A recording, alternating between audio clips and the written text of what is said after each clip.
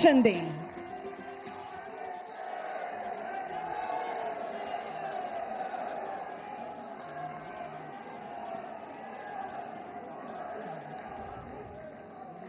भारत माता की,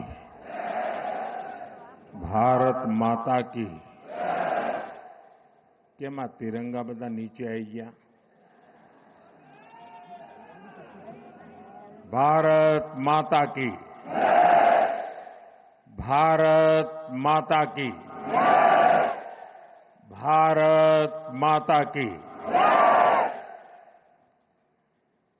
मंच पर विराजमान गुजरात के गवर्नर आचार्य देवव्रत जी, यहां के लोकप्रिय मुख्यमंत्री श्रीमान भूपेंद्र भाई पटेल, केंद्र में मंत्रिमंडल के मेरे सहयोगी मनोहर लाल जी, सीआर पाटिल जी, गुजरात सरकार के अन्य मंत्रीगण, सांसदगण, विधायकगण और गुजरात के कोने कोने से यहां उपस्थित मेरे प्यारे भाई और बहनों,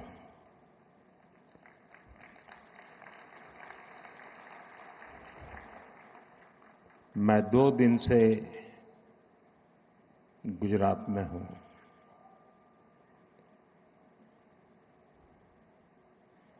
कल मुझे वडोदरा, दाहोद, भूज, अहमदाबाद और आज सुबह सुबह गांधीनगर, मैं जहां जहां गया ऐसा लग रहा है देशभक्ति का ज्वार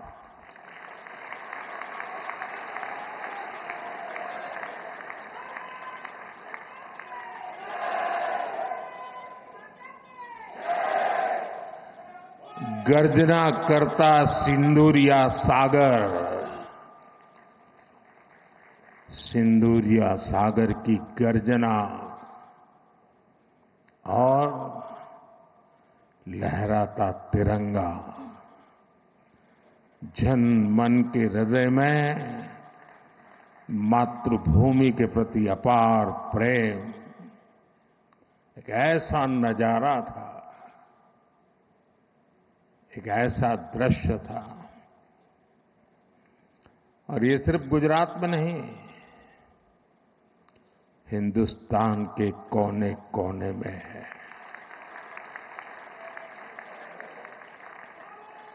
हर हिंदुस्तानी के दिल में है।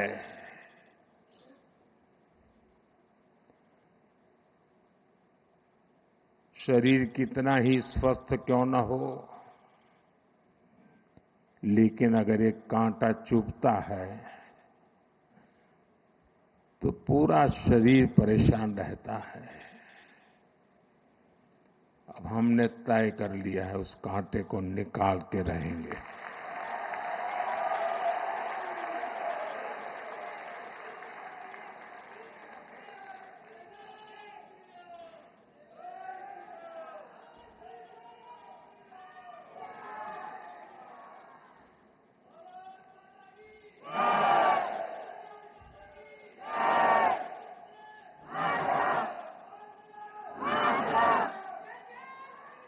साथियों,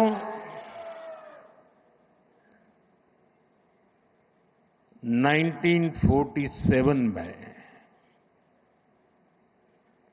जब मां भारती के टुकड़े हुए,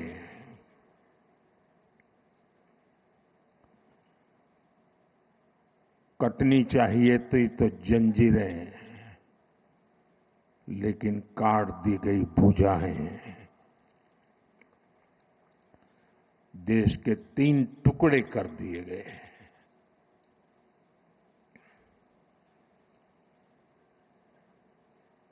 और उसी रात पहला आतंकवादी हमला कश्मीर की धरती पर हुआ।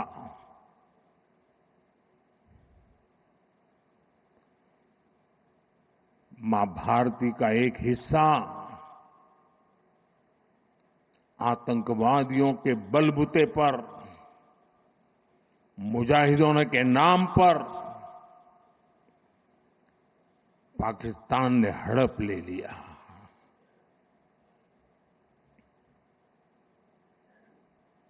अगर उसी दिन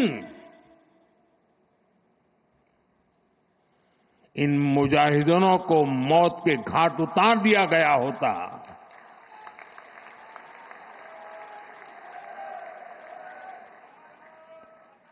और सरदार पटेल की इच्छा थी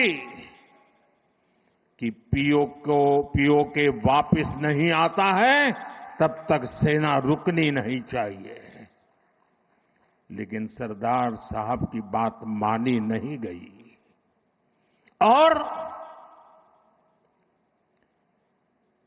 ये मुजाहिदीन जो लहू चख गए थे, वो सिलसिला 75 साल से चला है। पहलगाम में भी उसी का विकृत रूप था। 75 साल तक हम जेलते रहे और पाकिस्तान के साथ जब युद्ध का नौबत आई, तीनों बार भारत की सैन्य शक्ति ने पाकिस्तान को धूल चटा दी।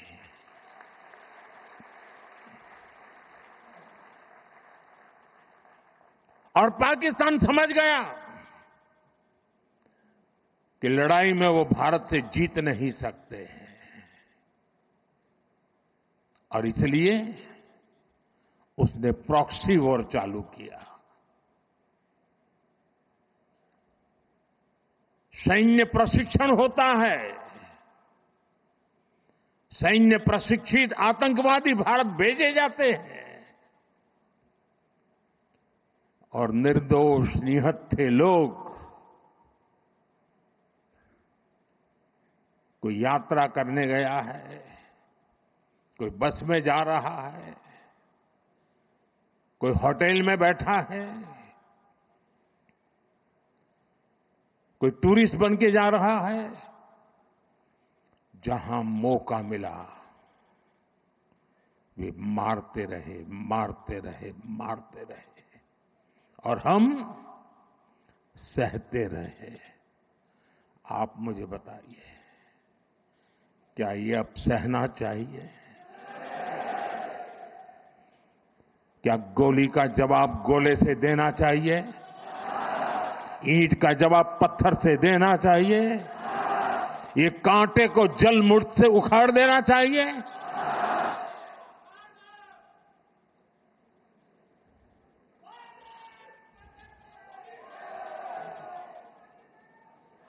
साथियों, ये देश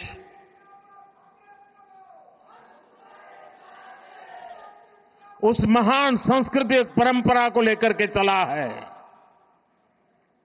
वसुधैव कुटुंबकम।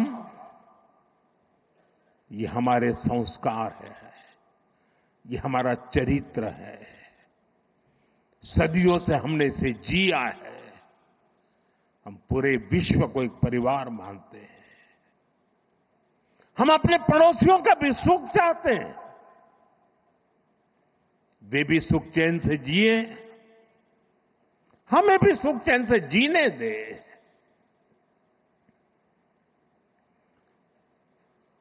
ये हमारा हजारों साल से चिंतन रहा है। लेकिन जब बार बार हमारे सामर्थ्य को ललकारा जाए तो ये देश वीरों की भी भूमि है।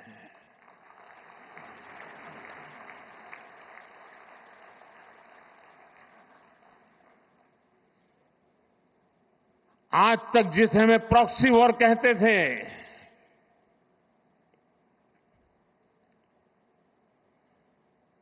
6 मई के बाद जो दृश्य देखे गए, उसके बाद हम इसे प्रॉक्सी वॉर कहने की गलती नहीं कर सकते हैं। और इसका कारण है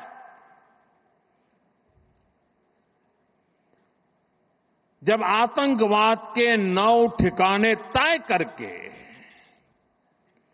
22 मिनट में, साथियों 22 मिनट में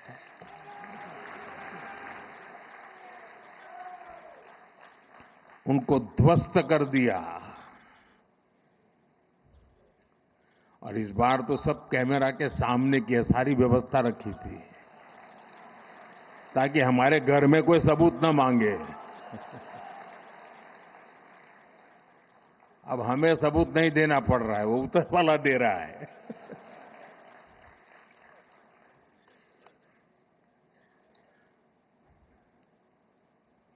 और मैं इसलिए कहता हूं अब ये प्रॉक्सी वॉर नहीं कह सकते इसको, क्योंकि जो आतंकवादियों के जनाजे निकले 6 मई के बाद जिनका कत्ल हुआ, उस जनाजे को स्टेट ऑनर दिया गया पाकिस्तान में।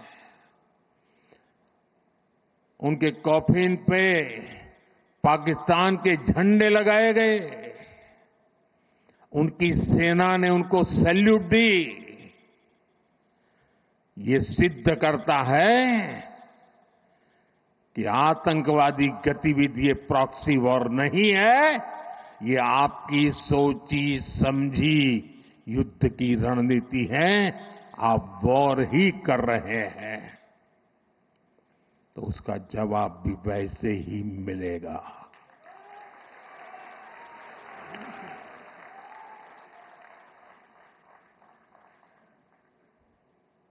हम अपने काम में लगे थे, प्रगति के राह पर चले थे।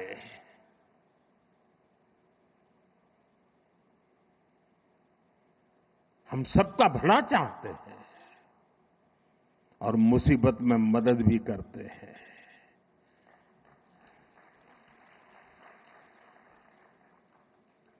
लेकिन बदले में खून की नदियां बहती है।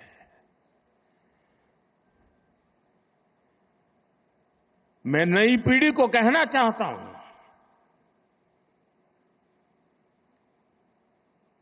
देश को कैसे बर्बाद किया गया है। 1960 में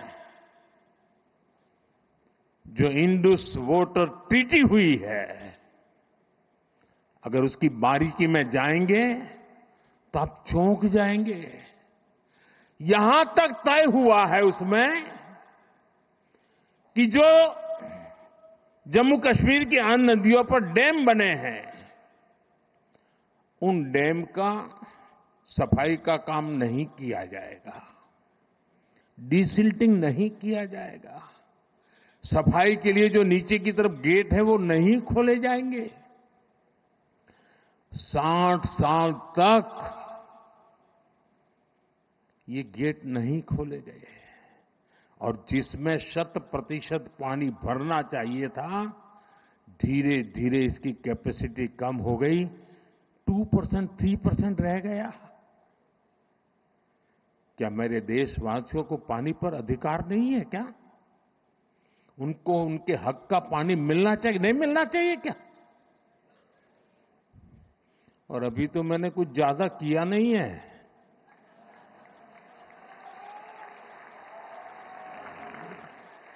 अभी तो हमने कहा है कि हमने इसको एबेंस में रखा है, वहां पसीना छूट रहा है। और हमने डैम थोड़े खोल करके सफाई शुरू की, जो कूड़ा कचरा था वो निकाल रहे हैं। इतने से वहां फ्लड आ जाता है। साथियों, हम किसी से दुश्मनी नहीं चाहते हैं। हम सुख चैन की जिंदगी जीना चाहते हैं। हम प्रगति भी इसलिए करना चाहते हैं कि विश्व की भलाई में हम भी कुछ योगदान कर सके।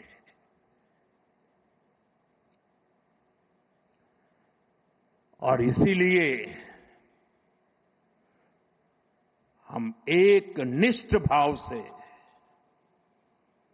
कोटि कोटि भारतीयों के कल्याण के लिए प्रतिबद्धता के साथ काम कर रहे हैं। कल 26 मई था। 2014 में 26 मई मुझे पहली बार देश के प्रधानमंत्री के रूप में शपथ लेने का अवसर मिला। और तब भारत की इकोनॉमी दुनिया में 11 नंबर पर थे। हमने कोरोना से लड़ाई लड़ी, हमने पड़ोसियों से भी मुसीबतें झेली, हमने प्राकृतिक आपदा भी झेली। इन सब के बावजूद भी इतने कम समय में हम 11 नंबर की इकोनॉमी से 4 नंबर की इकोनॉमी पहुंच गए।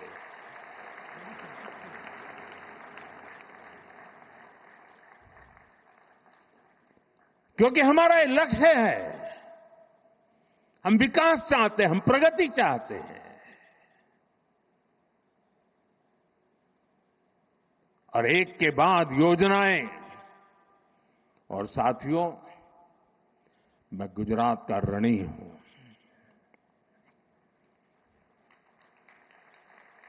इस मिट्टी ने मुझे बड़ा किया है।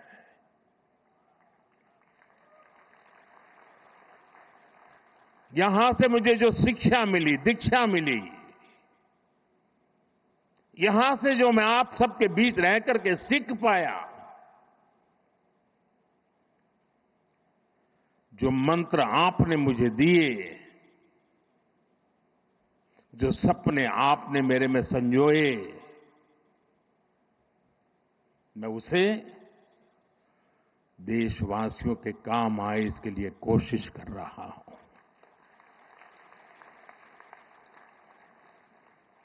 मुझे खुशी है कि आज गुजरात सरकार ने शहरी विकास वर्ष 2005 में इस कार्यक्रम को किया था, 20 वर्ष मनाने का। और मुझे खुशी इस बात की हुई कि 20 साल के शहरी विकास की यात्रा का जयगान करने का कार्यक्रम नहीं बनाया। गुजरात सरकार ने उन 20 वर्ष में से जो हमने पाया है, जो सीखा है, उसके आधार पर आने वाले शहरी विकास को नेक्स्ट जनरेशन के लिए उन्होंने उसका रोड मैप बनाया। और आज वो रोड मैप गुजरात के लोगों के सामने रखा है। मैं इसके लिए गुजरात सरकार को, मुख्यमंत्री जी को, उनकी टीम को हृदय से बहुत बहुत बधाई देता हूं। साथियों, हम आज दुनिया की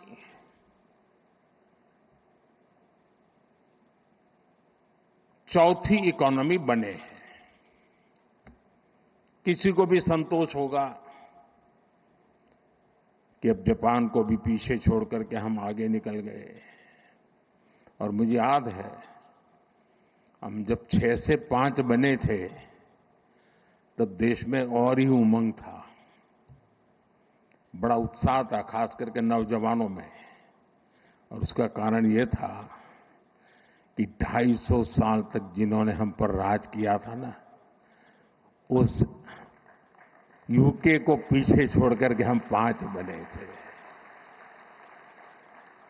लेकिन अब 4 बनने का आनंद जितना होना चाहिए उससे ज्यादा 3 कब बनोगे इसका दबाव बढ़ रहा है।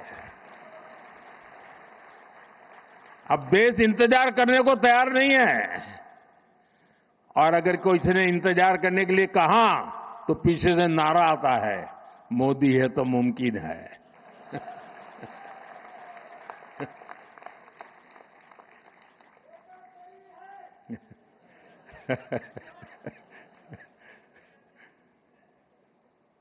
और इसलिए साथियों, एक तो हमारा लक्ष्य है 2047 हिंदुस्तान विकसित होना ही चाहिए, नो कॉम्प्रोमाइज। आजादी के 100 साल हम ऐसे ही नहीं बिताएंगे, आजादी के 100 साल ऐसे मनाएंगे कि दुनिया में विकसित भारत का झंडा फहरता होगा।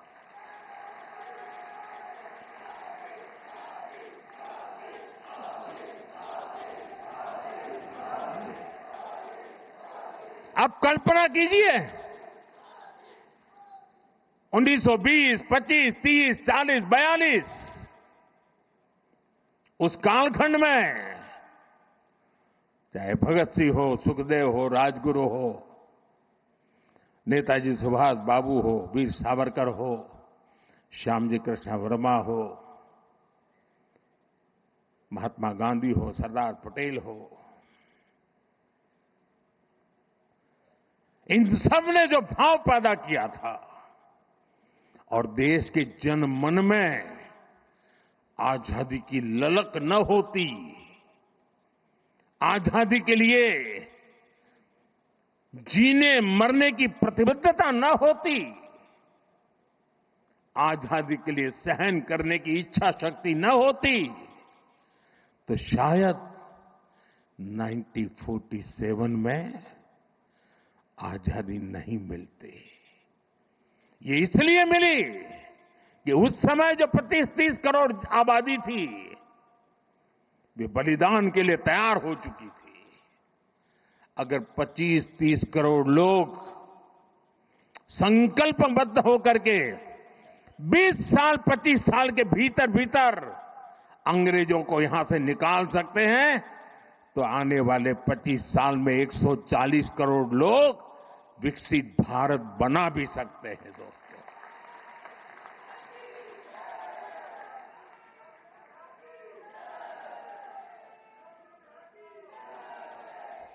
और इसलिए 2030 में जब गुजरात के 75 वर्ष होंगे, मैं समझता हूं कि हमने अभी से 30 में होंगे ना, 35 में जब गुजरात के 75 वर्ष होंगे, हमने अभी से नेक्स्ट 10 ईयर का पहले एक प्लान बनाना चाहिए कि जब गुजरात के 75 होंगे तब गुजरात यहां पहुंचेगा, उद्योग में यहां होगा, खेती में यहां होगा, शिक्षा में यहां होगा, खेलकूद में यहां होगा। हमें एक संकल्प ले लेना चाहिए, और जब गुजरात 75 का हो, उसके 1 साल के बाद जो ओलंपिक होने वाला है, देश चाहता है कि वो ओलंपिक हिंदुस्तान में हो।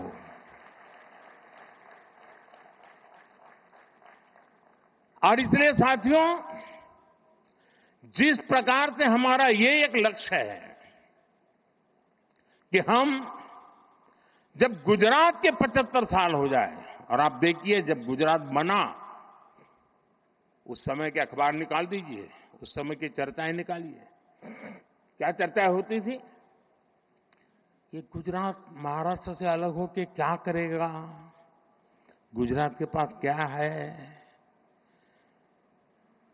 समंदर है, खारा पाट है, इधर रेगिस्तान है, उधर पाकिस्तान है, क्या करेगा। गुजरात के पास कोई मिनरल्स नहीं। गुजरात कैसे प्रगति करेगा? ये ट्रेडर हैं सारे, इधर से माल लेते हैं, उधर बेचते हैं, बीच में दलाली से रोजी रोटी कमा करके गुजारा करते। क्या करेंगे? ऐसी चर्चा थी। वही गुजरात जिसके पास एक जमाने में नमक से ऊपर कुछ नहीं था, आज दुनिया को हीरे के लिए गुजरात जाना जाता है।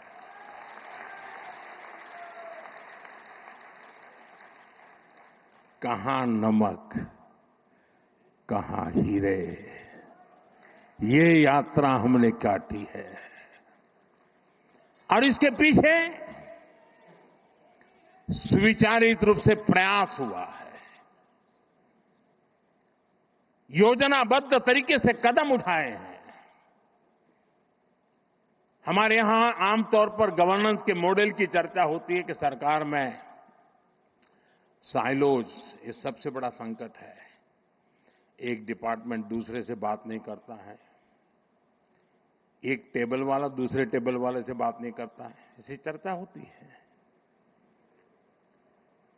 कुछ मात्रा में सही भी होगा, लेकिन उसका कोई सॉल्यूशन है क्या? मैं आज आपको बैकग्राउंड बताता हूं। ये शहरी विकास वर्ष अकेला नहीं, हमने उस समय हर वर्ष को किसी न किसी एक विशेष काम के लिए डेडिकेट करते थे। जैसे 2005 में शहरी विकास वर्ष मना गया। एक साल ऐसा था जब हमने कन्या शिक्षा के लिए डेडिकेट किया था। एक वर्ष ऐसा था जो हमने पूरा टूरिज्म के लिए डेडिकेट किया था। इसका मतलब ये नहीं कि बाकी सब काम बंद करते थे, लेकिन सरकार के सभी विभागों को उस वर्ष अगर फॉरेस्ट डिपार्टमेंट है तो उसको भी अर्बन डेवलपमेंट में वो कंट्रीब्यूट क्या कर सकता है, हेल्थ विभाग है तो अर्बन डेवलपमेंट ईयर में कंट्रीब्यूट क्या कर सकता है, जल संरक्षण मंत्रालय है तो वो अर्बन डेवलपमेंट में क्या कंट्रीब्यूट कर सकता है, टूरिज्म डिपार्टमेंट है तो वो अर्बन डेवलपमेंट में क्या कंट्रीब्यूट कर सकता है।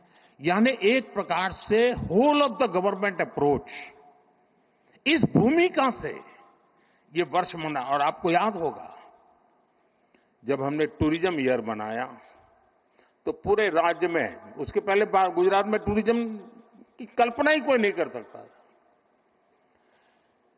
विशेष प्रयास किया गया। उसी समय एड कैंपेन चलाया, कुछ दिन को गुजारो गुजरात में। एक एक चीज उसमें से निकली, उसी में से रणोत्सव निकला, उसी में से स्टैच्यू ऑफ यूनिटी बना, उसी में से आज सोमनाथ का विकास हो रहा है, गिर का विकास हो रहा है, अंबाजी का विकास हो रहा है, एडवेंचर स्पोर्ट्स आ रही हैं, यानी एक के बाद एक चीजें डेवलप होने लगी। वैसे ही जब अर्बन डेवलपमेंट ईयर बनाया, और मुझे याद है मैं राजनीति में नया नया आया था और कुछ समय के बाद हम अहमदाबाद म्युनिसिपल कॉरपोरेशन सबसे पहले जीते। तब तक हमारे पास एक राजकोट म्युनिसिपैलिटी हुआ करती थी, तब वो कॉरपोरेशन नहीं थी। और हमारे एक प्रहलाद भाई पटेल थे, पार्टी के बड़े वरिष्ठ नेता थे, बहुत ही इनोवेटिव थे, नई नई चीजें सोचना उनका स्वभाव था। मैं नया राजनीति में आया था तो प्रहलाद भाई एक दिन आए मिलने के लिए। उन्होंने कहा ये हमें जरा, उस समय चिमन भाई पटेल की सरकार थी, तो हमने चिमन भाई और भाजपा के लोग छोटे पार्टनर थे, तो हमने चिमन भाई को मिलकर के समझाना चाहिए कि ये जो लाल बस अहमदाबाद की है उसको जरा अहमदाबाद के बाहर जाने दिया जाए। तो उन्होंने मुझे समझाया। फिर मैं और प्रहलाद भाई चिमन भाई को मिलने गए। हमने बहुत माथापच्ची की। हमने कहा ये सोचने जैसा है कि ये लाल बस अहमदाबाद के बाहर गोरा, गुमा, लांभा, उधर नरोड़ा की तरफ आगे, देहगाम की तरफ, इधर कलोल की तरफ आगे, उधर साणंद की तरफ आगे, उसको जाने देना चाहिए, ट्रांसपोर्टेशन का विस्तार करना चाहिए। तो सरकार के जैसे सचिवों का स्वभाव रहता है, यहां बैठे हैं सारे, उस समय वाले तो रिटायर हो गए। एक बार एक कांग्रेसी नेता को पूछा गया था कि देश की समस्याओं का समाधान करना है तो 2 वाक्य में बताइए। कांग्रेस के एक नेता ने जवाब दिया था, वो मुझे आज भी अच्छा लगता है। ये कोई 40 साल पहले की बात है। उन्होंने कहा, देश में 2 चीजें होनी चाहिए। एक, पॉलिटिशियंस ना कहना सीखे और ब्यूरोक्रेट हाँ कहना सीखे। तो मुझे सारी समझ होगा, पॉलिटिशियन किसी को ढा नहीं कहता और ब्यूरोक्रेट किसी को हाँ नहीं कहता। तो उस समय चिमन भाई के पास गए तो उन्होंने पूछा सबसे, हम दोबारा गए, तीसरी बार गए, नहीं एसटी को नुकसान हो जाएगा, एसटी को कमाई बंद हो जाएगी, एसटी बंद पड़ जाएगी, एसटी घाटे में चल रही है, लाल बस वहां नहीं भेज सकते, मगर बहुत दिन चला। 3-4 महीने तक हमारी माथापच्ची चली। खैर, हमारा दबाव इतना था कि आखिर लाल बस को लांबा, गोरा गुमा ऐसा एक्सटेंशन मिला। उसका परिणाम है कि अहमदाबाद का विस्तार तेजी से उधर साणंद की तरफ हुआ, इधर देहकाम की तरफ हुआ, उधर कलोल की तरफ हुआ, उधर महमदाबाद की तरफ हुआ।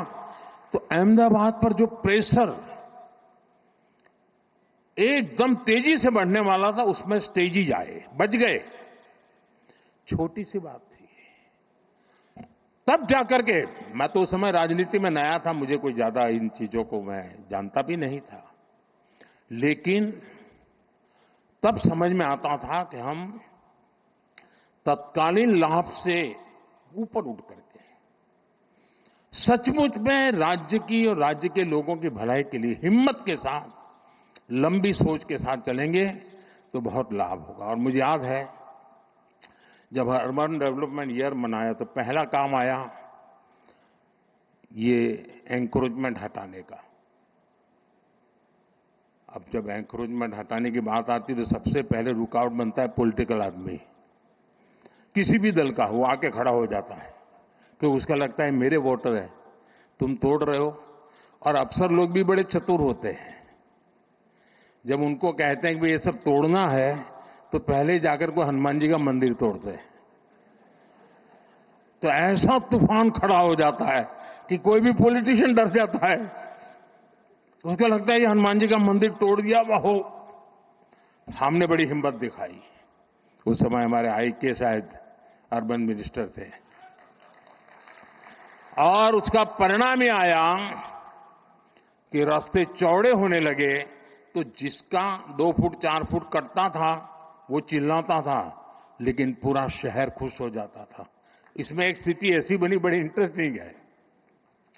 अब मैंने तो 2005 अर्बन डेवलपमेंट ईयर घोषित कर दिया। उसके लिए कोई 80-90 पॉइंट निकाले थे, बड़े इंटरेस्टिंग पॉइंट है। तो पार्टी से ऐसी मेरी बात हुई थी कि भाई ऐसा एक अर्बन डेवलपमेंट ईयर होगा, जरा सफाई वगैरह के कामों में सबको जुड़ना पड़ेगा सब। लेकिन जब ये तोड़ना शुरू हुआ तो मेरी पार्टी के लोग आए, ये बड़ा सीक्रेट बता रहा हूं मैं। उन्होंने कहा, साहब ये 2005 में तो अर्बन बॉडी की चुनाव है, हमारी हालत खराब हो जाएगी, ये सब चारों तरफ तोड़फोड़ चल रही है। मैंने कहा, यार भाई ये तो मेरे ध्यान में नहीं रहा, और सचमुच में मेरे ध्यान में वो चुनाव था ही नहीं। अब मैंने कार्यक्रम बना दिया। अब साहब मेरा भी एक स्वभाव है,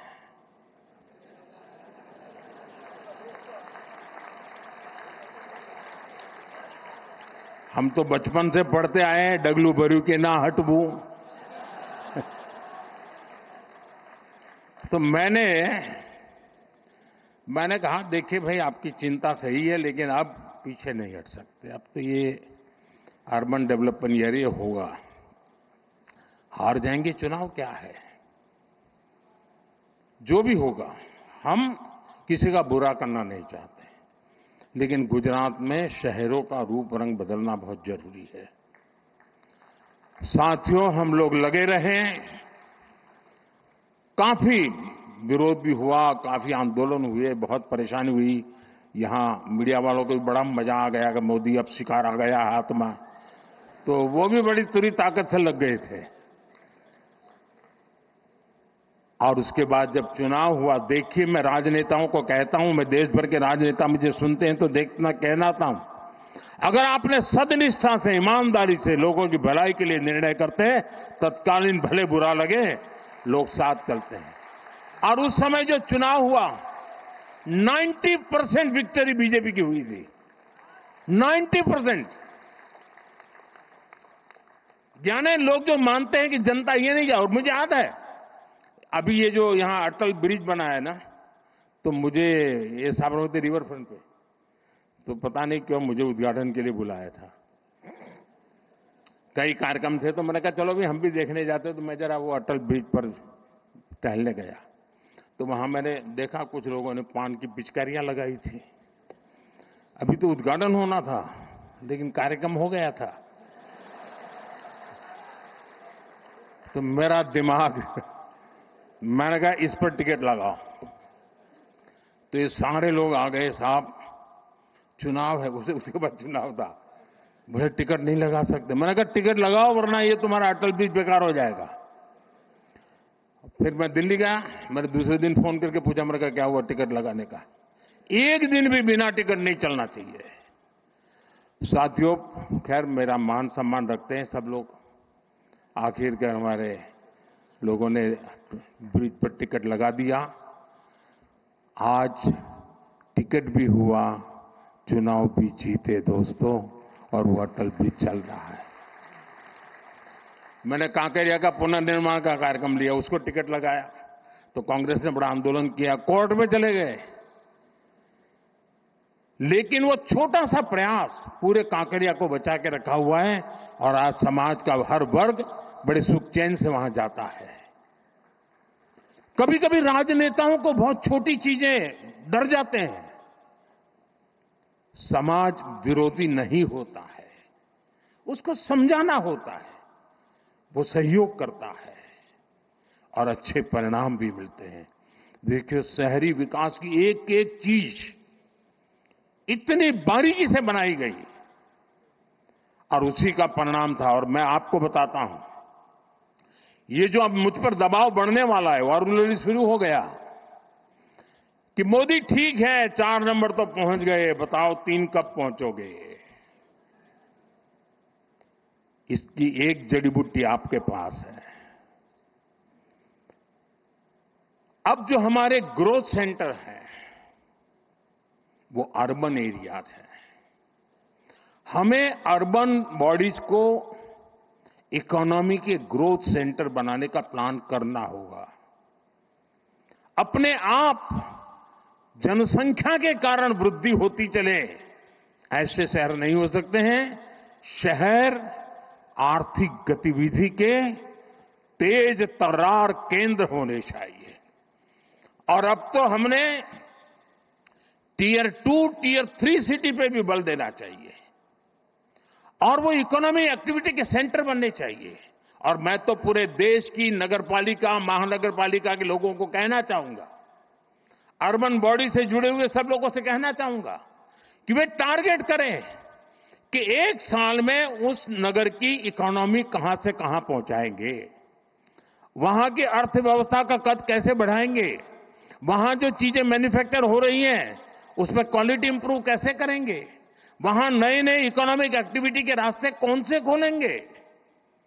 ज्यादातर मैंने देखा नगर पालिकाएं जो नई नई बनती है तो क्या करते हैं, एक बड़ा शॉपिंग सेंटर बना देते हैं।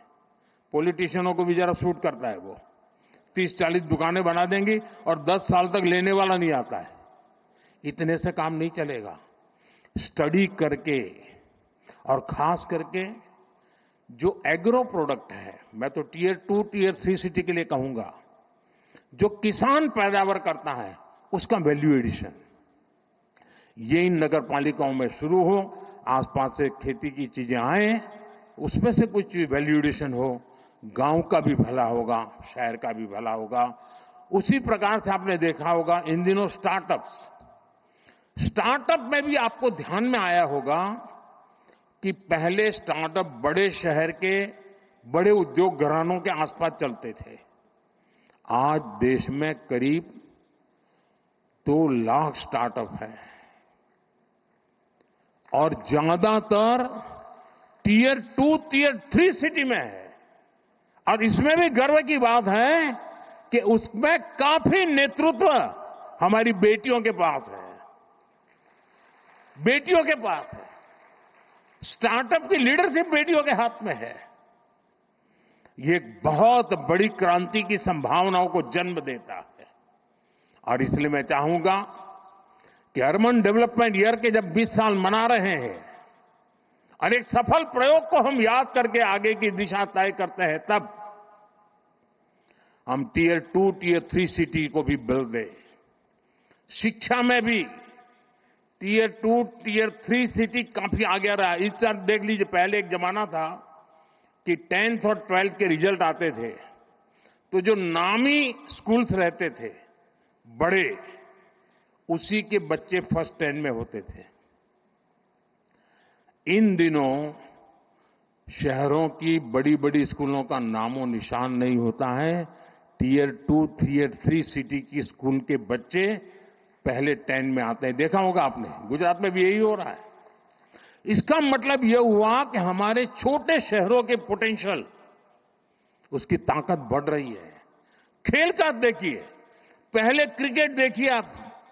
क्रिकेट तो हिंदुस्तान में हर गली मोहल्ले में खेला जाता है, लेकिन बड़े शहर के बड़े रहीशी परिवारों से ही खेलकूद क्रिकेट अटका हुआ था।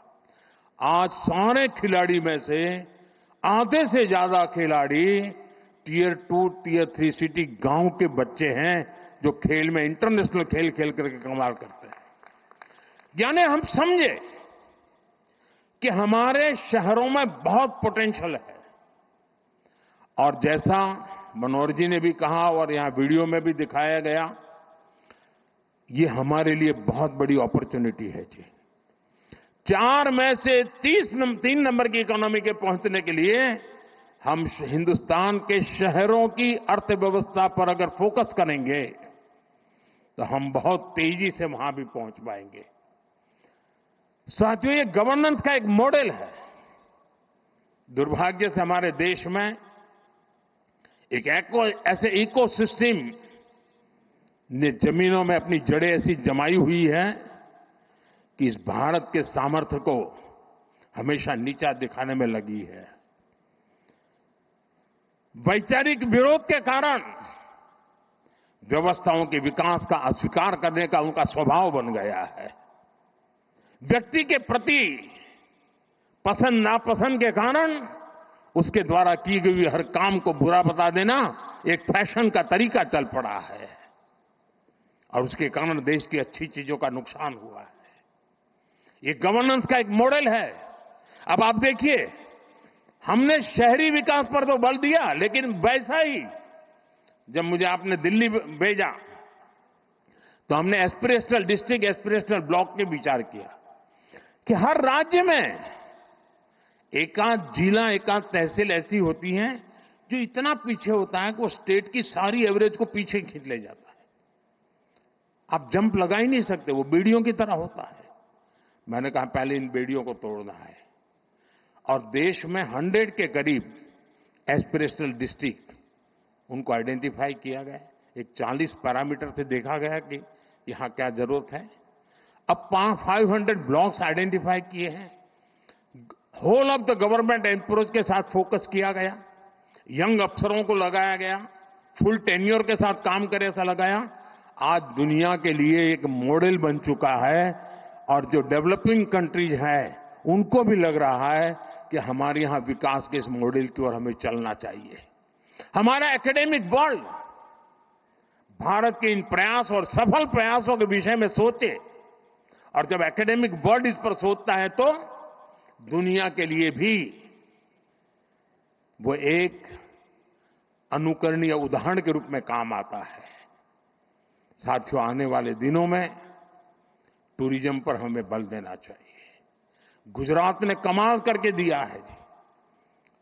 कोई सोच सकता है कच्छ के रेगिस्तान में जहां कोई जाने का नाम नहीं लेता था, वहां आज जाने के लिए बुकिंग नहीं मिलता है, बुकिंग नहीं मिलता है। चीजों को बदला जा सकता है। दुनिया का सबसे बड़ा ऊंचा स्टैच्यू, ये अपने आप में अद्भुत है। मुझे बताया गया कि वड़नगर में जो म्यूजियम बना है, कल मुझे एक यूके के एक सज्जन मिले थे, उन्होंने कहा कि मैं वड़नगर का म्यूजियम देखने गया, ये इंटरनेशनल लेवल में इतने ग्लोबल स्टैंडर्ड का वो म्यूजियम बना है, और भारत में काशी जैसे बहुत कम जगह हैं कि जो अविनाशी है, जो कभी भी मृतप्राय नहीं हुए, जहां हर पल जीवन रहा है, उसमें एक वड़नगर है जिसमें 2800 साल तक के सबूत मिले। अभी हमारा काम है कि वो इंटरनेशनल टूरिस्ट मैप पर कैसे आए। हमारा लोथल, जहां हम एक म्यूजियम बना रहे हैं, मैरीटाइम म्यूजियम, 5000 साल पहले मैरीटाइम में दुनिया में हमारा डंका बजता था। धीरे धीरे हम भूल गए। लोथल उसका जीता जागता उदाहरण है। लोथल में दुनिया का सबसे बड़ा मैरीटाइम म्यूजियम बन रहा है। आप कल्पना कर सकते हैं कि इन चीजों का कितना लाभ होने वाला है। और इसलिए मैं कहता हूं, 2005 का हुए समय था जब पहली बार गिफ्ट सिटी के आइडिया को कंसीव किया गया, और मुझे याद है शायद हमने इसका लॉन्चिंग टैगोर हॉल में किया था। तो उसके बड़े बड़े जो हमारे मन में डिजाइन थी, उसके चित्र लगाए थे। तो मेरे अपने ही लोग पूछ रहे थे, ये होगा? इतने बड़े बिल्डिंग टावर बनेंगे? मुझे बराबर याद है। यानी जब मैं उसका मैप वगैरह और उसका प्रेजेंटेशन दिखाता था केंद्र के कुछ नेताओं को, तो वो भी मुझे कह रहे थे, कह रहे भारत जैसे देश में क्या कर रहे हो तुम? मैं सुनता था। आज वो गिफ्ट सिटी, हिंदुस्तान का हर राज्य कह रहा है कि हमारे यहां भी एक गिफ्ट सिटी होना चाहिए। साथियों, एक बार कल्पना को करते हुए उसको जमीन पर, धरातल पर उतारने का अगर हम प्रयास करें तो कितने बड़े अच्छे परिणाम मिल सकते हैं, ये हम भली भांति देख रहे हैं। वही कालखंड था, रिवर फ्रंट को कंसीव किया। वही कालखंड था जब दुनिया का सबसे बड़ा स्टेडियम बनाने का सपना देखा, पूरा किया। वही कालखंड था दुनिया का सबसे ऊंचा स्टैच्यू बनाने के लिए सोचा, पूरा किया। भाइयों बहनों, एक बार हम मान के चले, हमारे देश में पोटेंशियल बहुत है, बहुत सामर्थ्य है। साथियों, मुझे पता नहीं क्यों निराशा जैसी चीज मेरे मन में आती ही नहीं है।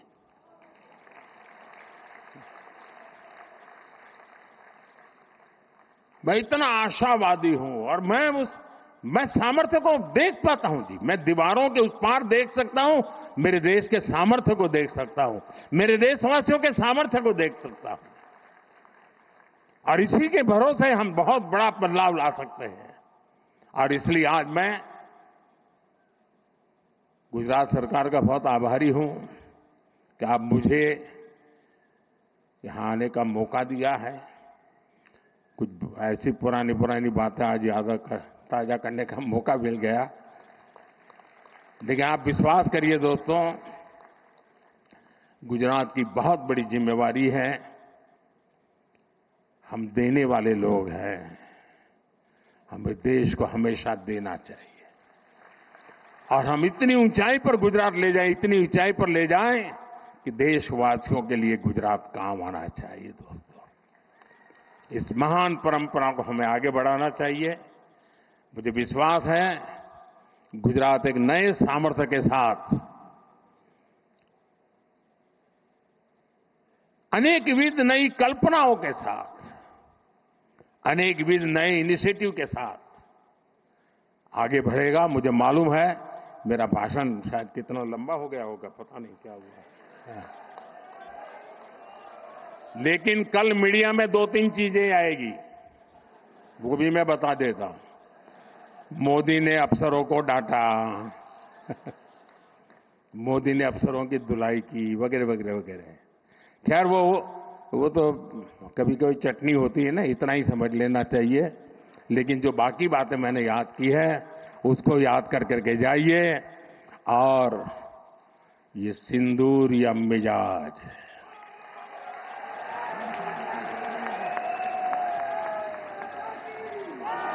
ये सिंदूरिया स्पिरिट दोस्तों 6 मई की रात ऑपरेशन सिंदूर सैन्य बल से प्रारंभ हुआ था, लेकिन अब ये ऑपरेशन सिंदूर जन बल से आगे बढ़ेगा। और जब मैं सैन्य बल और जन बल की बात करता हूं तब ऑपरेशन सिंदूर जन बल का मतलब मेरा होता है जन जन देश के विकास के लिए भागीदार बने, दायित्व संभालें। हम इतना तय कर लें कि 2047 जब भारत की आजादी के 100 साल होंगे,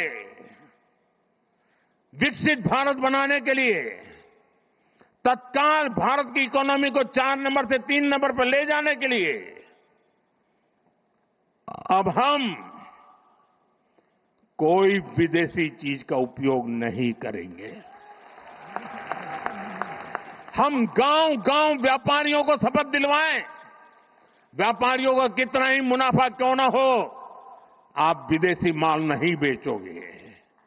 लेकिन दुर्भाग्य देखिए, गणेश जी भी विदेश से आ जाते हैं। छोटी आंख वाले गणेश जी आएंगे, गणेश जी की आंख भी नहीं खुल रही है। होली रंग छिड़कना है, बोले विदेशी। हमें पता था, आप भी अपने घर जाकर के सूची बनाना।